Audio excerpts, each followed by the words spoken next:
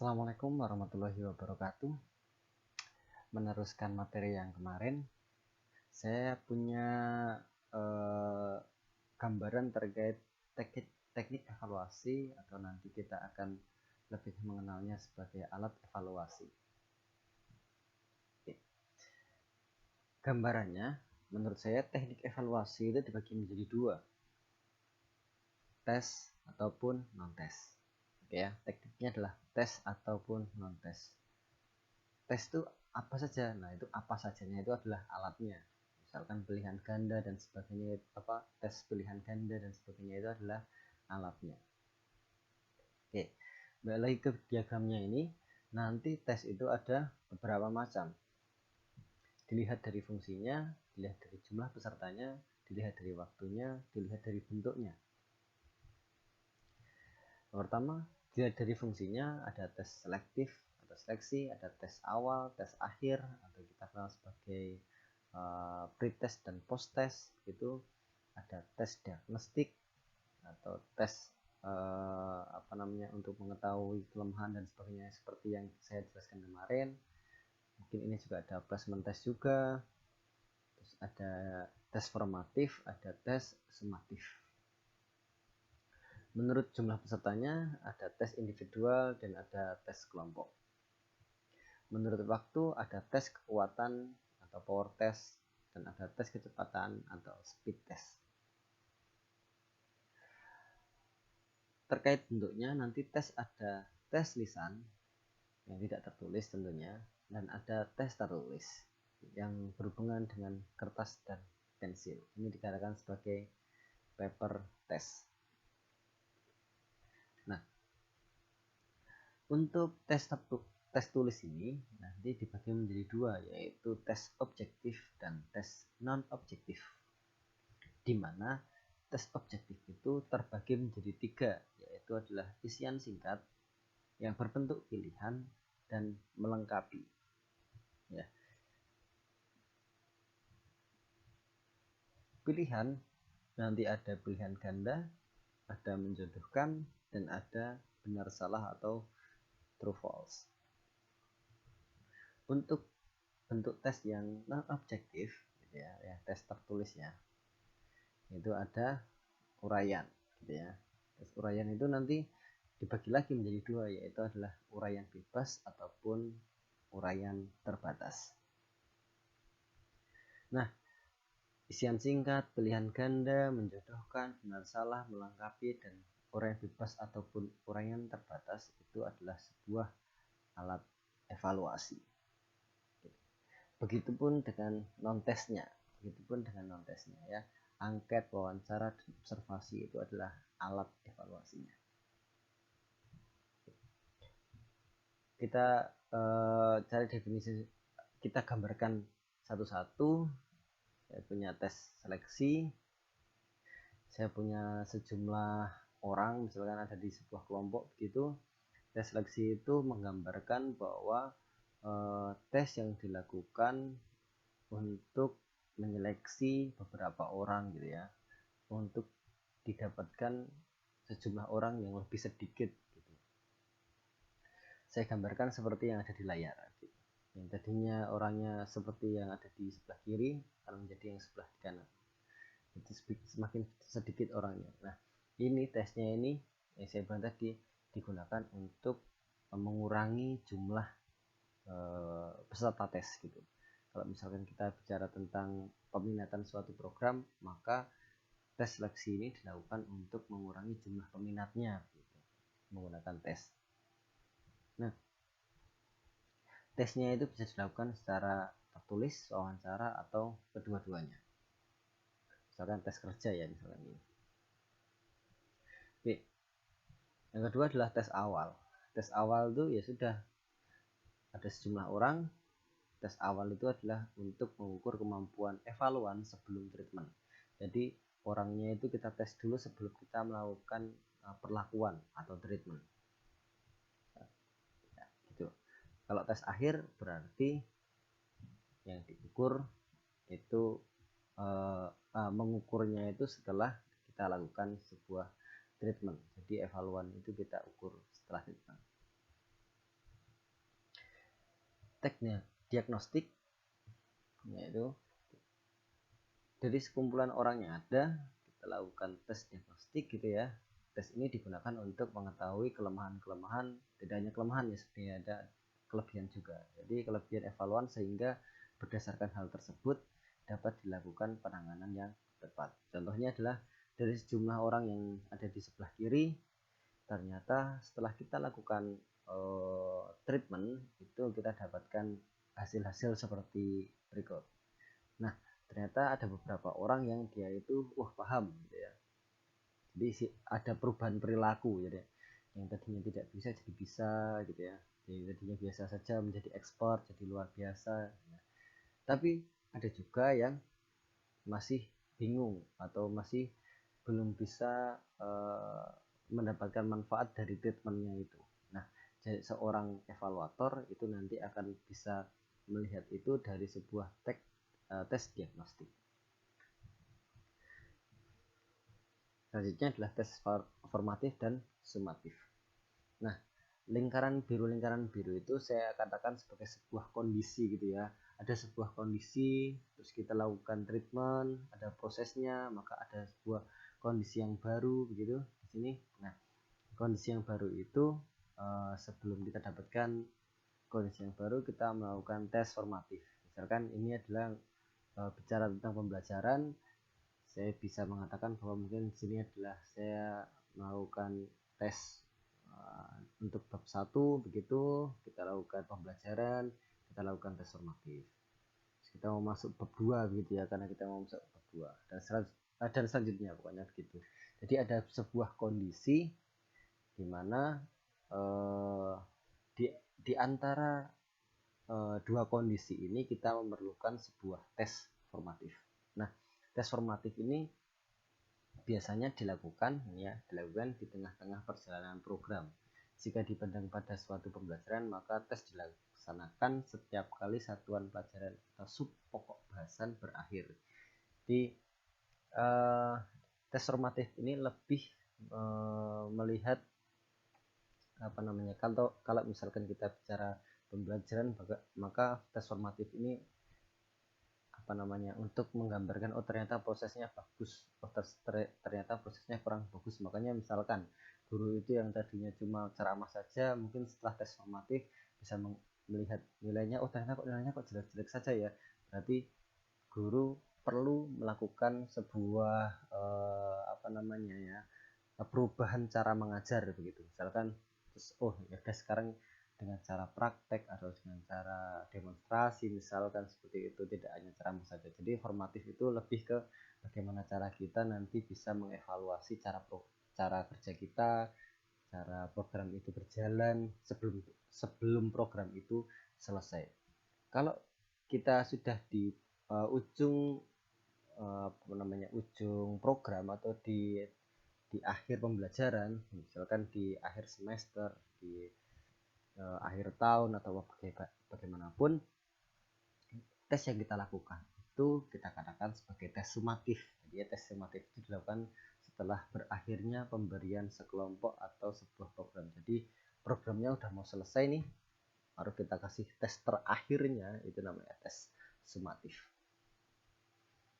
Nah, menurut bentuknya nanti kita punya tes lisan dan tertulis atau tes tulis. Yang pertama, isian singkat. Tes isian singkat yang biasanya kita tahu lah, misalnya bentuknya seperti ini.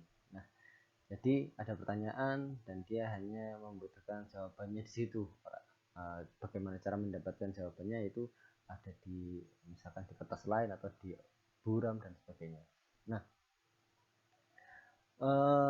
selanjutnya kita punya tes pilihan ganda ya, bentuknya seperti itu ya, biasa ABCDE, misalkan bisa ABCD gitu. Dari ABCD itu nanti kita punya satu buah kunci jawaban yang betul. Nah, nanti ada kelemahan dan kelebihan dari soal pilihan ganda gitu ya. Bagaimana membuat urutan jawabannya. Jadi jawabannya jangan sama semua, jangan seragam ya. Jadi dari 30 soal jawabannya A semua, itu juga tidak bisa gitu ya. Jadi ada syarat-syarat tertentu di mana soal pilihan ganda itu tidak bisa sembarangan untuk membuat kunci jawabannya. Nah, untuk tes yang menjodohkan matching itu seperti itu. Jadi ada sejumlah pertanyaan dan sejumlah jawaban, tapi kalau yang di layar itu kan pertanyaannya 10, jawabannya juga ada 10. Jadi lebih baik ketika jumlah pertanyaannya itu lebih sedikit daripada jumlah jawaban. Jadi jawabannya lebih banyak. Jadi nanti akan membuat apa namanya ya, kualitas soal itu lebih bagus karena akan ada banyak sekali kemungkinan yang tidak bisa terprediksi gitu ya. Kalau misalkan 1 sampai 9 tahu, nomor 10 kok nggak tahu, ya berarti jawabannya itu gitu maksudnya gitu ya. Nah, selanjutnya kita punya tes benar salah gitu. Tes benar salah ya udah tinggal kita menilai suatu pertanyaan atau satu statement itu adalah statement yang benar atau statement yang salah. Contohnya itu hukum pertama Newton merupakan hukum tentang kelembaban udara, kelembaban benda, berarti jawabannya adalah benar. Nah, selanjutnya tes melengkapi. Ya udah, seperti yang kita tahu biasanya kalau dulu ada di tes ini ya, di tes bahasa Inggris ya, TOEFL kalau tidak salah. TOEFL ada nggak ya? Anda entah tahu lah. Nah, yang jelas bahasa Inggris pernah ya, itu ya, melengkapi titik-titik pada sebuah paragraf bacaan begitu. Nah, tes melengkapi. Oke, kita masuk ke tes benar salah atau true false. Ternyata di sini ada kelebihan dan kekurangannya atau kelemahannya. Kelebihannya yang pertama adalah memiliki karakteristik yang menguntungkan dalam mudah dan cepat dalam menilai. Jadi lebih gampang ini ya, apa tes benar salah itu cuma tinggal ya atau tidak, benar atau salah itu kan gampang dalam menilainya. Jumlah betulnya ya udah berarti itu adalah nilainya gitu. Nah, jika dikonstruksi secara cermat maka akan membawa implikasi pada peserta didik dalam hal waktu pengerjaan soal yang lebih cepat. Jadi pilihannya cuma tinggal 2. Kalau enggak A ya B, kalau enggak benar ya salah itu. Kecuali beda dengan pilihan ganda yang 4 option, yang 5 option gitu. Jadi siswa lebih lama memilih, misalkan dia tidak tahu ya, misalkan dia tidak tahu jawabannya, dia untuk memilih jawabannya kan lebih lama dibandingkan benar salah. Yang ketiga, hasilnya dapat menjadi penilaian yang objektif. Yang keempat, pengerjaan penyusunan soal yang digunakan dalam tes relatif mudah ya. Yang kelima, dapat mencakup materi bahan pembelajaran yang luas. Ini sama kayak seperti pilihan ganda ya. Pilihan ganda juga seperti itu. Materi bahan pembelajarannya itu kan banyak, bisa dikonversi ke pilihan ganda.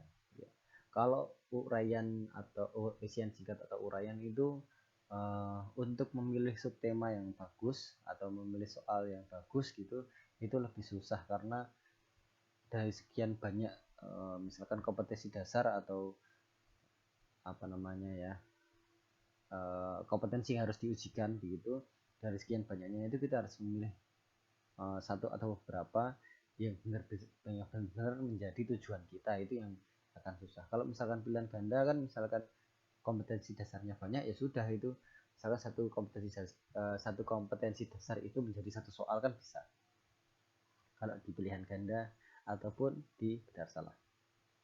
Nah, yang keenam, kelebihan dari tes benar salah atau betul salah ya, true false, dapat dilakukan secara berulang-ulang.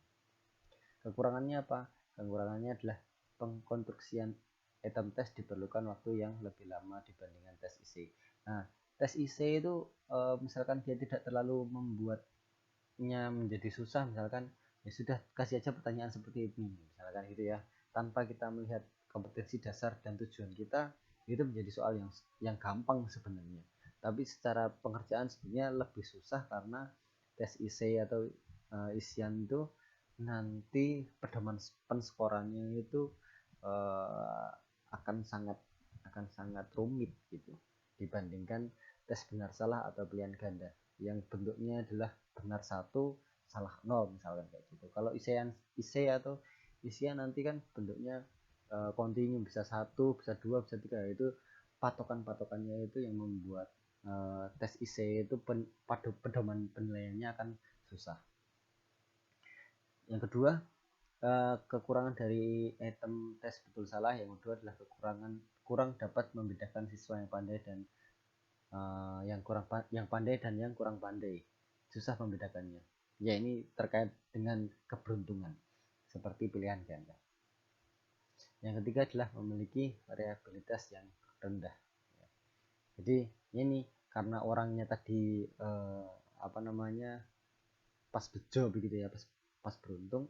Ketika kita ngasih soal ke suatu kelompok, misalkan satu orang itu dia mendapatkan nilai 5, padahal 5 itu dia dapatkan dari capcip begitu ya.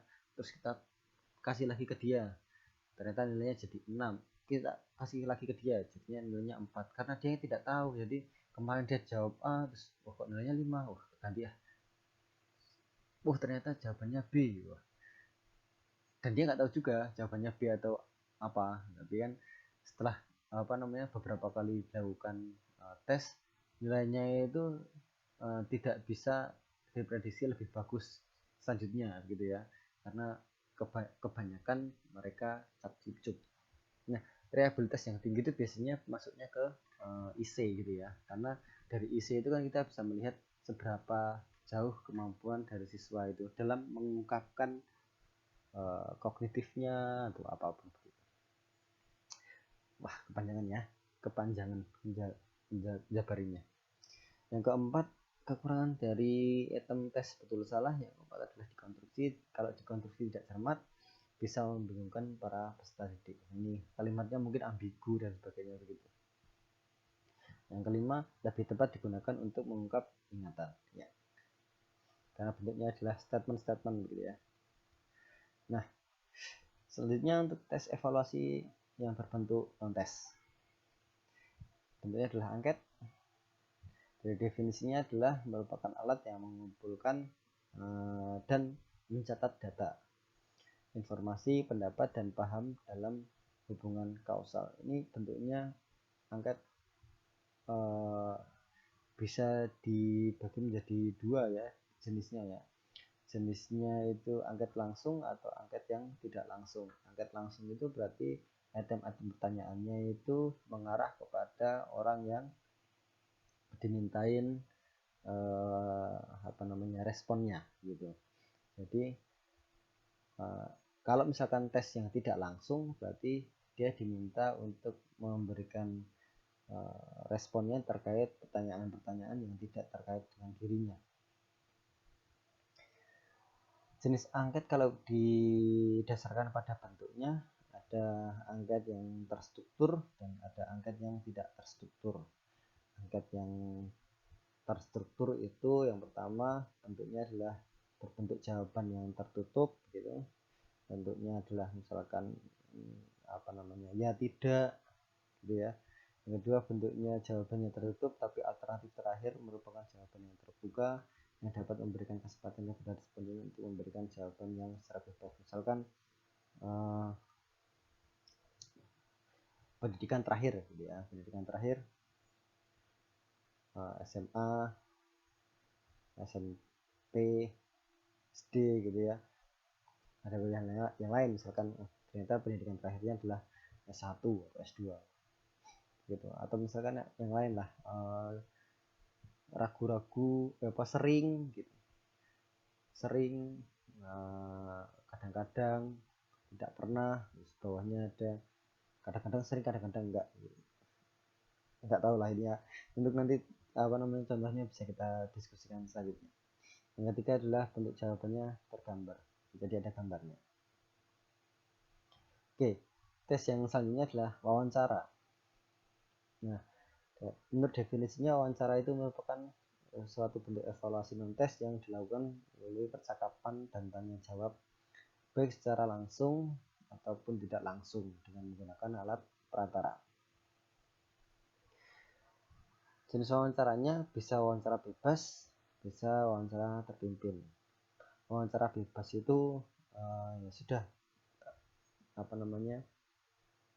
jawabannya dari responden itu ya sesuai yang diketahui responden gitu ya, tanpa harus kita batasi patokan-patokannya. Kalau wawancara terpimpin itu lebih ke pertanyaan-pertanyaan yang sebenarnya jawabannya itu sudah ada atau dipersiapkan. Misalkan ada pertanyaan, terus menurut Anda jawabannya menurut Anda ini betul atau salah. Oh betul, kalau jawaban bebas, jadi menurut Anda ini bagaimana, jadi bagaimana itu bisa ya bisa tidak gitu. Bisa apalah, tidak tahu, misalkan sering atau tidak sering, kadang-kadang dan sebagainya. Nah, selanjutnya adalah observasi. Observasi menurut definisinya itu adalah suatu proses pengamatan dan pencatatan secara sistematis, secara logis, secara objektif dan rasional. Mengenai apa? Ya mengenai berbagai macam fenomena. Observasi ini dilakukan untuk mengumpulkan data terkait informasi dan mengukur faktor-faktor yang diamati, khususnya kecakapan sosial. Nah, jenis observasi nanti ada observasi partisipan, ada observasi sistematik, ada observasi eksperimental. Partisipan itu berarti yang mengamati, itu ikut andil dalam kegiatannya. Kalau misalkan sistematik, nanti observasinya itu menggunakan kerangka yang berisi faktor-faktor yang ingin diteliti. Nah, jadi sudah dikategorikan terlebih dahulu secara struktural, baru kita lakukan observasi. Observasi yang ketiga namanya observasi eksperimental. Di sini pengamat tidak berpartisipasi dalam kelompok yang diamati, tapi dapat mengendalikan unsur-unsur yang ditetapkan, sehingga tujuannya nanti bisa sesuai dengan tujuan observasi. Oke, nah, kita pelajari selanjutnya adalah model-model evaluasi. Mungkin itu saja yang bisa saya sampaikan terkait teknik evaluasi dan alat-alatnya begitu. Semoga bisa membantu dalam memahami. Kalau misalnya ada yang butuh diskusi, mari kita diskusi bersama-sama. Sekian dari saya akhiri. Assalamualaikum warahmatullahi wabarakatuh.